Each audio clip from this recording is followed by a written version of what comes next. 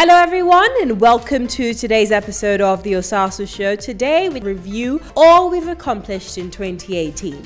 Sit back, relax and enjoy this compilation.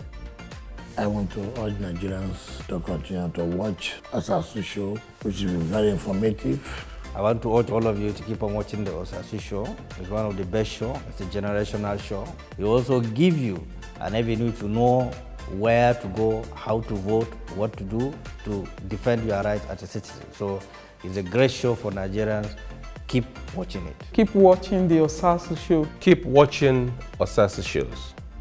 As a matter of fact, it's the best show so far, so good. I want you to keep watching the Osasu Show because it is special and it's designed for you. Keep watching the Osasu Show. Keep watching the Osasu Show. She's brilliant.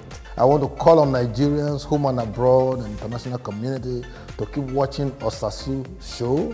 Fantastic show for that matter, anchored by a thoroughbred professional who has traveled far and wide to bring governance closest to the people. I would like to urge the general public to continue to watch the Osasu Show. Keep watching the Osasu Show. I am at Oronyeche. This is the place to be. Don't miss it.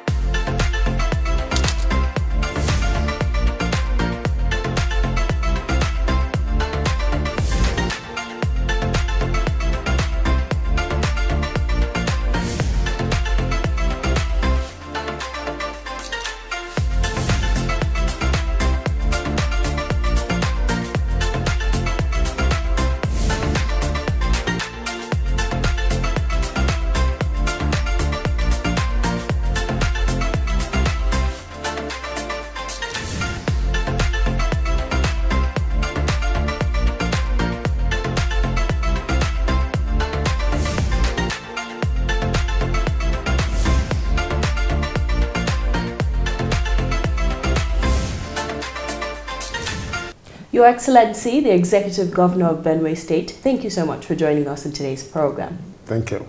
Can you ascertain the amount of people who have been killed since the beginning of this herdsmen attack? From the research we did in 2014 by the Bureau for Local Government, close to 2,000 people were killed from 2011 to 2014. And they have come out to say that, look, in 1884 jihad, it was Benue people that stopped them from penetrating from Sokoto to the sea. And this time around, they are not going to stop. They will ensure that they mobilize all Fulani men across the globe, especially from the West African sub-region, to ensure that they acquire arms and come and invade and take over the land. And what it is the unbelievable. What's the body that has made this statement categorically? This is coming from Mayati Allah. Mayati Allah. Yes. Okay, and Mayati Allah, we know those who are the grand patrons of Mayati Allah. Mr. President was mentioned, President Muhammadu Buhari, the Sultan of Sokoto, the Emir of Kano. Are these people also perpetrators in this crime? Well, I wouldn't know about their patronship. But Your Excellency, if the Sultan of Sokoto has come out and the Emir of Kano, they've come out to say, yes, they're members of Mayati Allah, why haven't you sat down with them to ask them to call their people to order? Why will I sit down with them? We have a constituted authority over this country. And it is the responsibility of the federal government to ensure the enforcement of the laws of the land. Your Excellency, Senator Rabiu Musa Kwankwaso, thank you so much for joining us in today's program. Thank you, it's a pleasure. You're a senator representing a constituency in Kano State. You haven't been back in 3 years, almost 4 years now. Indirectly, you're not able to do your job as a senator. You're meant to be in Abuja representing your people. But unfortunately, if you can't go to the field to feel the pulse of your people, then you're being hindered from being effective as a senator. So what's the solution to this rift between you and the present governor of your state? It's not, I didn't want to go to my constituency, but the last episode has shown beyond reasonable doubt that there are people who don't want me to go, but the people on the ground in my constituency of course, want me to go there to see them, and of course, vice versa. The local government election in Kano State was just finished. We saw a high turnout of underage voters. What is the solution to stop underage voting, especially given the 2019 elections are in our horizon? In all elections, there should be more than one party contesting. If you have more than one party, then party A will never allow party B to do any form of magu-magu, especially the issue of the people who are below 18. His Excellency Donald Duke, thank you so much for joining us. Thank you. You recently declared your interest in the presidential race in 2019. I want you to give us an idea of what your blueprint plan will be if you were to be elected president in February 2019. There are four things that I would immediately address. So for me, every brain must be trained. Because an untrained brain, and it sounds like a rhyme, but I mean it, an untrained brain is a drain on the nation. Because that brain will be dependent on another brain for its subsistence. When we talk of infrastructure, apart from the roads, the rail, or this, we talk of power. The power conundrum is not so difficult to resolve if you decide to go outside the norm. The norm, we want to generate power from either hydro or thermal and distribute it nationwide. This is a big country. With me now is the Executive Governor of Kogi State, His Excellency Yahaya Bello. Thank you so much for joining us in today's program. Thank you very much. Your biggest rival, Senator Dino Milai, he has come out time again to criticize your administration. He believes that you can be doing more as a governor, especially as a young governor. Recently, he was meant to commission a block of classrooms here in Kogi State, and it was burnt down, and he attributed it to his political foes. What's your response to that?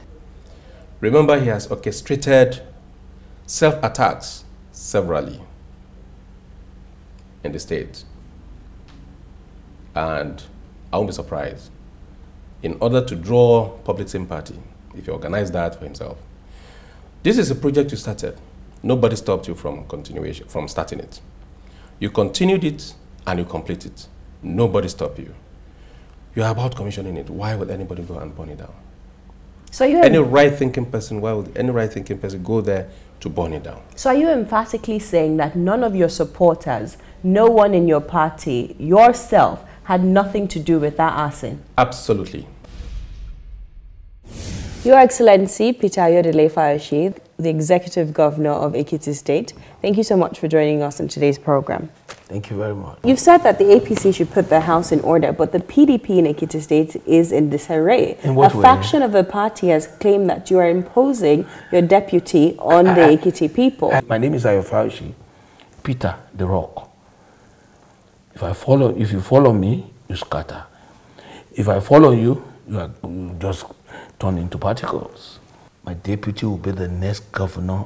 Even if the president follows them here, chief of army staff, coupled with the IG, let them come. They will suffer a defeat. What makes you so confident? I have told you I have pensioned for taking out incumbents. I've taken out 2 incumbents, and may I say to you, I am the sitting governor. I have done well in the state. I earned the respect of the people. The people are waiting for them to shame them. Thank you so much, Your Excellency, for sticking tight. You're welcome. The APC recently, one faction of the APC in your state recently backed Tony Cole, businessman, MD Sahara Energy, for governorship in your state. What's your reaction to that? Governor Peter Day built gas turbines. And Amechi sold it to Teco.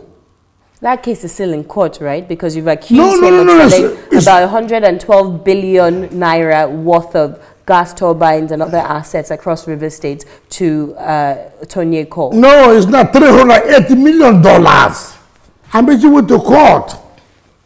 He lost at the High Court. He went to the Court of Appeal. He lost at the Court of Appeal.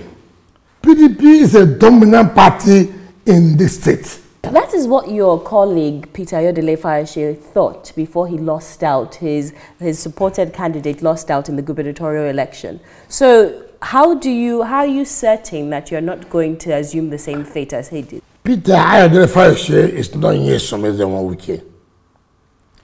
Anybody who know that Peter Ayodele did not contest the election. However, by the performance of Peter Ayodele Fayose, there's no way people will lose the election. What advice would you give to your brother governor in Lagos State, Akinwumi Ambode, giving his rift with his political godfather? I will tell him to resist it. If it is correct, I will tell him to resist it. Brigadier General John Ayim, thank you so much for joining us in today's program. Thank you for having me. Brigadier General, do you understand why it's difficult for Nigerians to just take this story or the perception of the military as one and all, given the fact that when this issue happened in Zaria in 2015, the military came out that no, they didn't kill any of the Shiites. But later, after a panel was set up, we found out that over 350 Shiites were killed and buried in a mass grave. And this was then confessed to later by the military. So do you understand now that you're telling Nigerians this perspective that, oh, the Shiites attacked the military? We're finding it a little difficult to digest this, whether or not it's factual or not. When the military went after the residence where they shared the headquarters of this, it wasn't a hidden thing. It was not hidden. But it was done at night. It was done at night time. Because the attack on the Chief of Army Staff, or the blockade from the Chief of Army Staff, was done during the day. Then the military came back again at night and went to the houses of these people to kill them. You don't have the correct picture. Please paint the correct picture for us. The correct picture is that they attacked the military and the military responded. Immediately or afterwards? Remember, that is supposed to be a religious organization. A religious organization, where do they have the arms from? So, Brigadier General, my question to you was how you would build trust and how you would build the confidence in the Nigerian people, given the fact that the military has been cutting several lives before. But moving forward, my purpose for this interview is to find out what lasting solutions that can be preferred. The lasting solution is that SHIELD is supposed to be a religious organization. Obey the laws of the land. Nobody can take on the military and that will not have casualties. But isn't it hypocritical to tell the Shiites to obey the laws of the land when the government is not obeying the laws by following the judiciary? Okay, so they are attacking the military to show their dissatisfaction to the government. Then they should be ready for the consequence. We must develop a conviction and passion in the resolution that a great Nigeria is non-negotiable. We must fight to earn our right of place amongst other committee of nations. The first question is that they privatize. To who? To who? Who did they privatize to? Which Nigerians? To themselves. To themselves. And they are coming back. Were we not to be a nation of hypocrites, it would have been extremely difficult to tolerate the comments of an 8-year legislator of PDP, 8-year governor of a state PDP, comes to public space, riding on the alleged integrity of just President Muhammadu Buhari and speaking trash to the PDP. What exactly is this? We're being told that the choice you have is to take the lesser of two evils. The common denominator in lesser of two evils is evil. And so, if somebody has sold that to you, that you actually, the best you deserve is something that is evil but lesser. What can I say to you? You deserve much better. President Muhammadu Buhari returned and declined 15 bills in one day. It's never happened anywhere in the world. I can bet my liver that the president did not go through those bills.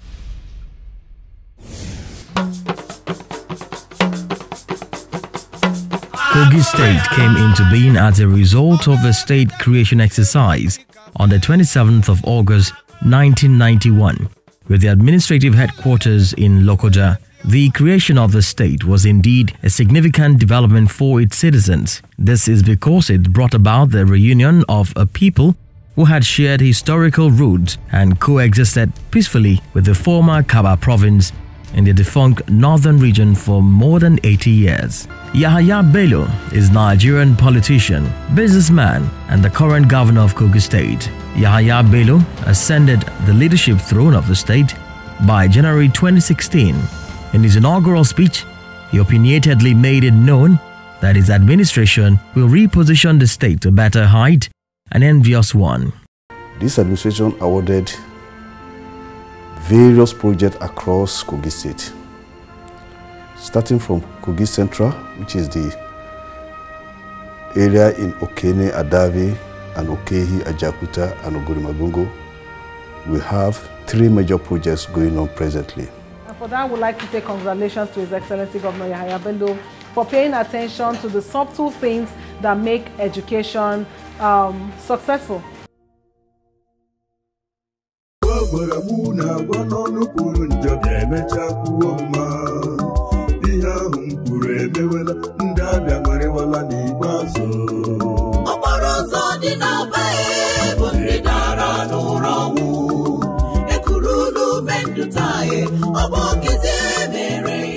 We have continued on our 5-pronged attack to development of Abia State using our 5 pillars.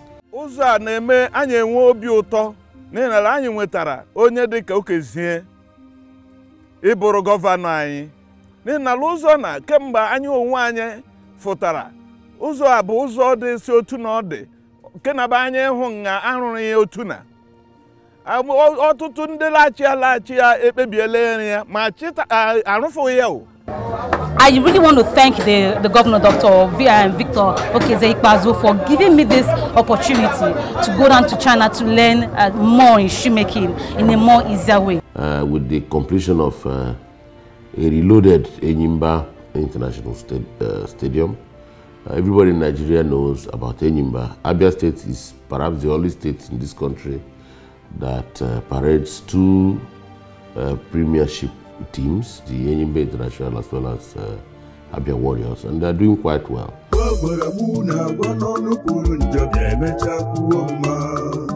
Rivers State, also known as Rivers, is the 6th most populous state in Nigeria. The capital, which is Port Harcourt, is the nerve center of the famous Nigerian oil industry and over 90 industrial concerns. The executive governor of the state, His Excellency Nyesom Wike, has taken many giant strides to set a new paradigm for infrastructure development in Rivers State. In the education sector, the governor took upon himself to reconstruct and remodel Government Girls Secondary School. Before, we were not like this. We were not learning in the kind of environment, but now we are learning in a more conducive environment. Medical sector, he built a mother and child hospital, which is basically for the nursing mothers and infant. This is the Mother and Child Hospital. It's a 5-star hospital built by the administration of our own master project, our golden governor, Chief Barrister Nyesom Wike. I witnessed other past government, and this is Wike government now. The man have tried, done a lot. Ekiti State is a state in southwestern Nigeria, declared a state on the 1st of October 1996, alongside 5 other states in the country.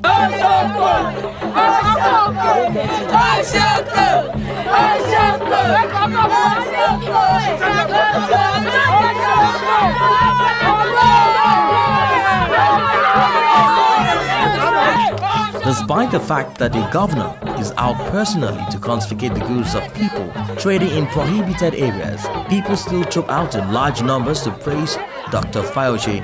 This goes a long way to demonstrate how much he is loved by the residents of the state.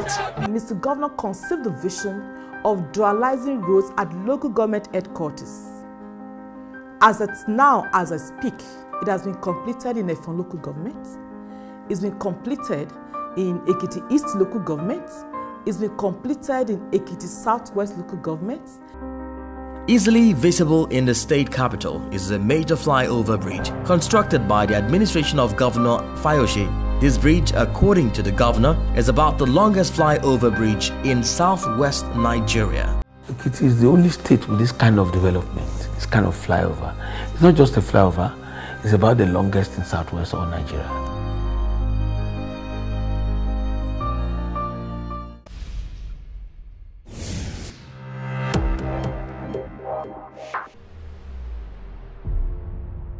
These are the students of Hajara International School who are currently enjoying the scholarship of the Osasu. I want to become a journalist in future, and I want to thank Madam Osasu for paying my school fees, and I pray God will continue to bless her and God will protect her and God will give her more money to sponsor us. Thank you very much. If you go to school, that means tomorrow you can be anything that you want to be. Yes. Even you too, boys. So you can be president, you can be a king, you can be an engineer, you can be a doctor, and that applies to every single one of you, regardless of your gender. We'll assist your matron with, you know, a little stipend of 500,000 naira, so she can pay for, so she can pay for your education and maybe buy you some nice clothes and some more food. Do you like that? Yeah. You like that? Yeah. Okay. When I lost my husband, I have to start another business, which is sell Zobo drinks. So with the little money I have, so I want to Osasu Show Foundation. I want to give thanks to you for coming to remember somebody that don't have business. I've only just begun.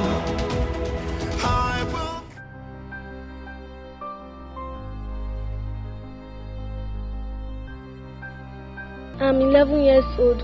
I'm in JS1. I'm from Better Tomorrow Group of School. I want to use this medium to appreciate the Osasu Show Foundation for giving us the scholarship. I pray that may God richly bless you all and journey me into your destination. Amen.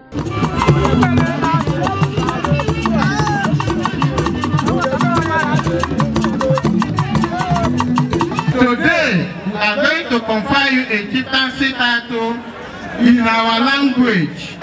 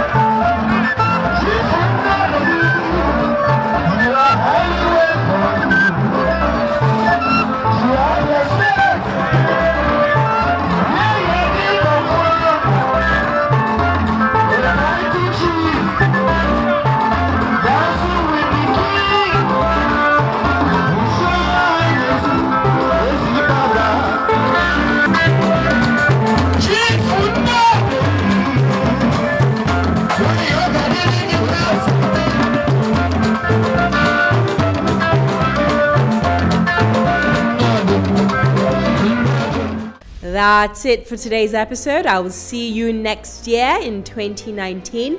In the meantime, do enjoy your time spent with family. Enjoy the holidays. God bless you. Don't forget to follow us on social media at The Osasu Show, at TOS TV Network, at Osasu Igbinedian, and at The Osasu Show Foundation on Instagram, Facebook, and Twitter. Keep up to date on our website, tostvnetwork.com, and my personal website, osasuigbinedion.com. I'll see you next year.